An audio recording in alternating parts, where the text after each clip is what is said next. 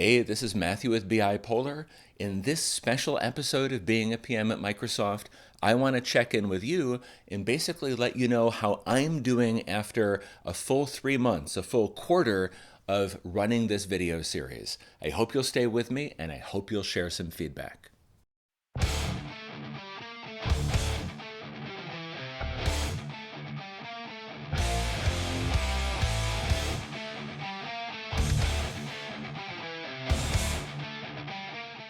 Welcome back.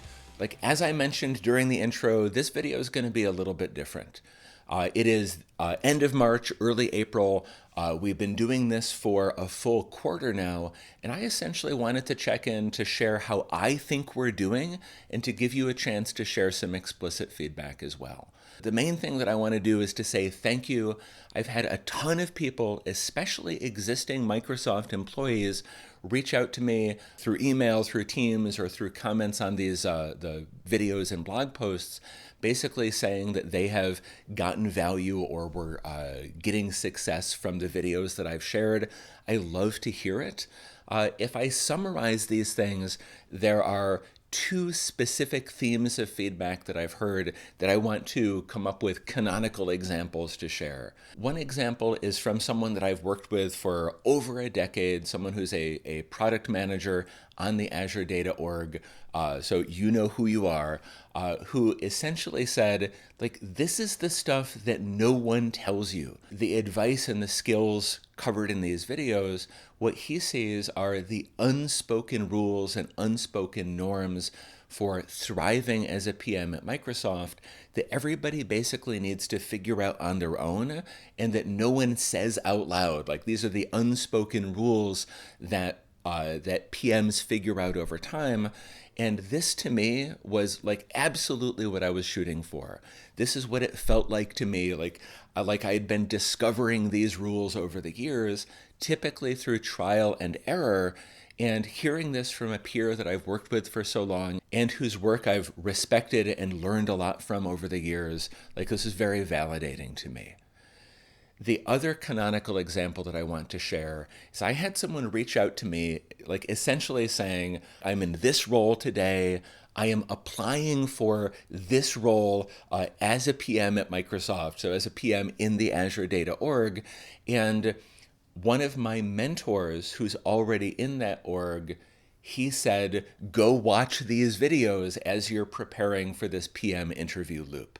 And to me, this was the ultimate success. It was really awesome to hear someone that I've worked with, again, whose work I respect, is giving this advice to a role changer, someone who's in a PM adjacent role today and is working to take on their first product manager role, that this mentor sent to the job candidate these videos as a learning reference or a way to prepare and to understand what the job candidate might be getting into. So my heart grew 3 sizes that day, if I can use I'm not sure where the Grinch analogy came from. And this was awesome validation for me. Really loved to hear it. And it made me feel like I may actually be on the right track here. With these 2 examples shared, there's a mental model, an analogy that has been growing or evolving in my mind as I've been recording and publishing these videos.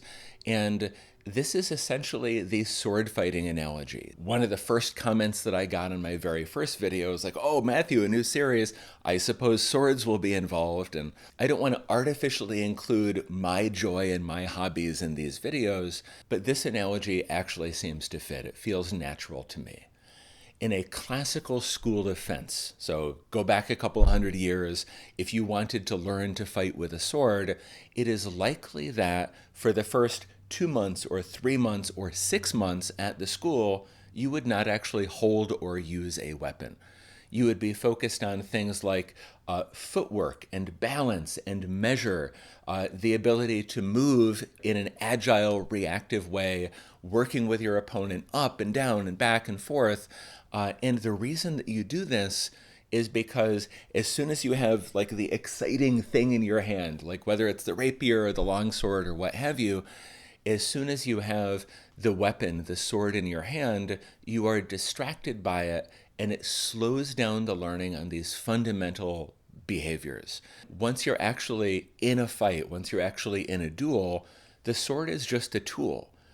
It's the balance, it's the motion, it's the measure. So being just far enough away from your opponent so that when you see an opportunity or you make an opportunity, you are able to immediately take advantage of it to win decisively and quickly.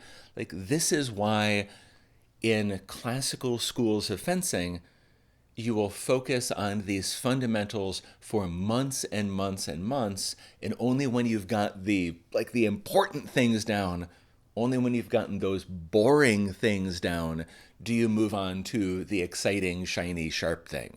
A lot of the techniques, a lot of the concepts that I've been sharing so far, they're the footwork, they're the balance, they're the measure of being a PM.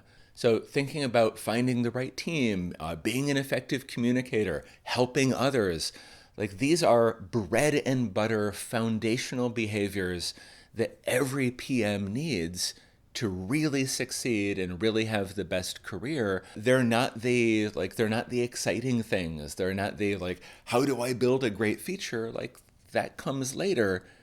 Building a great feature is a function of doing the basics well. As my friend Guy Windsor, who is one of the world's experts on most of the swords that you will see in my background, as he often says, advanced technique is simply basic technique done very well. I hope that through these videos, you can be aware of and be mindful of some of these core behaviors that, if you're simply rushing towards the shiny object, you're rushing towards those skills that seem more exciting, like, these are the behaviors that you can easily overlook. And I want to get them out of the way first, or I want to promote them and make them available first, so that when we get to some of the more exciting things towards the end of the year, everyone is going to be ready to get the most value from them. So we are now 1 quarter in. We're 25% of the way there, give or take. We've got another quarter of videos that are coming up soon, and we'll do another one of these checkpoints around the middle of the year. I hope you're finding value in this series. Please do drop comments, like, subscribe, do all of the social media things. Let me know. I love your feedback to understand where we're going to go in the second half of the year. See you then.